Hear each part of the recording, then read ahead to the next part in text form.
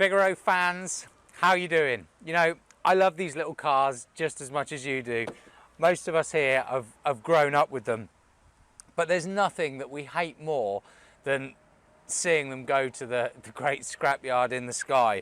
And sadly, often when they get like this, that's what happens. But this one's lucky enough to come to the Figaro shop and have a bodywork restoration. So let's go and see what we can do.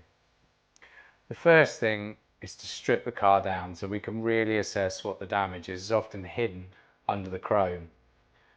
You can see here the sill by the time it's taken off, all the corrosion that's underneath.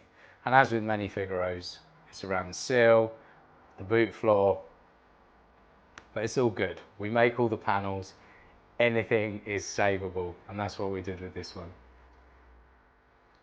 The next step was to prepare the panels and start welding them in. Daz is putting on new seals, arches, boot floor, but most importantly, he's putting in all the box sections, retaining the strength in the car. Poor repairs are just unsafe. Once all the fabrication work's done, it's time to prepare the car for paint.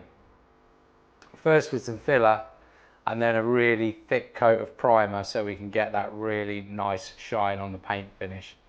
This is where everything starts to come together.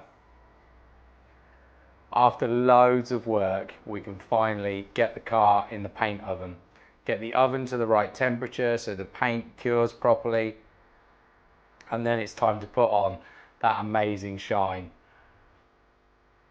You can see Carl here laying on layers of the emerald green and really getting this car back to its former glory.